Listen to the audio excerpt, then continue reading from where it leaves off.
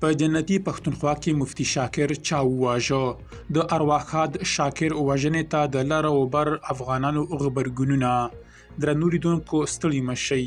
ارواښاد مفتي منیر شاکر پرون مازدیګر له لمانځه وړاندې د جومات په ځانګړي وره کې د ځای پر ځای شوي بام په چاودنه کې د پښو برخې ته ټپي شوی و، خو له روغتونه یې بیرته مړ راوایست. د هغه د روغتون مړینې ګڼ شکونه راټوکولي دي. اوس هم غبرګونونه. افراسیاب خټک وایي منیر شاکر په تیرو 3-4 کلونو کې د نوي جنگ خلاف کمپاین کاوه او ویل یې چې د دین په نوم یو بل جنگ ټاټوبي ته راوړل کیږي. د نوموړي په وینا منیر شاکر پر دې باور و چې دغه جګړه هیڅ جواز نه لري. خټک د مفتي منیر شاکر د وژل کېدو په غبرګون کې وایي د هغه وینه به رنګ راوړي او ولس به د ډالري جنگ خلاف هلې ځلې روانې وساتي. د سیاسي چارو شنونکی احمد سیدي وایي منیر شاکر رښتینی اسلام وګړو ته ښوده او هر هغه کس چې د اسلام رښتینې خبرې کوي وژل کیږي. د نوموړي په وینا مفتي منیر شاکر پر طالبانو او نورو ملایانو د توندو نیوکو له امله ووژل شو. خالد پښتون وایي منیر شاکر د سیمې د استخباراتي کړیو له لوري وژل شوی دی. د نوموړي په وینا د منیر شاکر غږ هغو کسانو خاموشه کړ چې نه غواړي په پښتنو کې یو رښتینی دین پوه وي.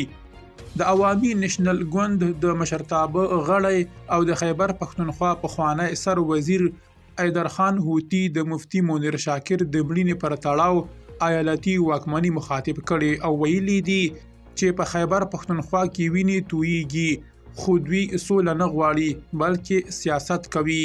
مولانا فضل الرحمن د دینپوه منیر شاکر وژنه وغندله. هغه ویلي د دینپوهانو پرله پسې وژنه د اندېښنې وړ مسله ده او د مذهبي ټولنې پر وړاندې بیا یوه ژوره دسیسه جوړه ده. شاه محمود میاخیل د مفتي منیر شاکر پر وژنه د پاکستان واکمني تورنه کړي او ویلي دي چې د خیبر پښتونخوا ولسونه د پاکستان د ظلم لاندې د افراط او تفریط له امله وژل کیږي. عبدالباری جهانی د مفتي منیر شاکر پر مړینه خواشیني ښودلې او د پاکستان استخباراتي اداره یې د نوموړي پر وژنه تورنه کړې. رحمت الله نبیل د مفتي منیر شاکر د وژل کېدو په غبرګون کې ویلي هغه له دین څخه د ناوړه ګټنې پر خلاف غږ پورته کړی و. محسن داول مفتي منیر شاکر د وګړو لپاره د سولې او عدالت غوښتنې قرباني یاد کړی او وایي زموږ سیمه یو ځل بیا زموږ د وګړو د وژنې پر ځای بدلیږي.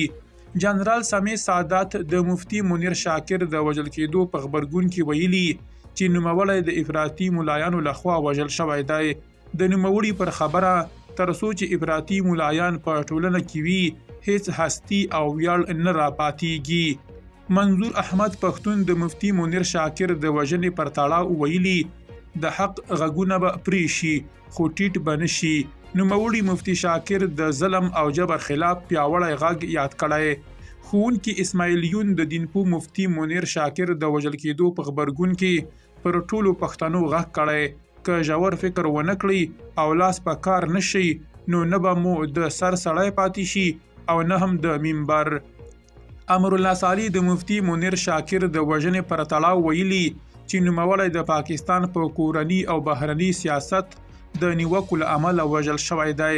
د نوموړي په وینا منیر شاکر دعوه کوله چې د پاکستان په سیاست کې د دینی مدرسو له سیستمه کار اخیستل شوی. درنو لیدونکو له ملتیا مو مننه.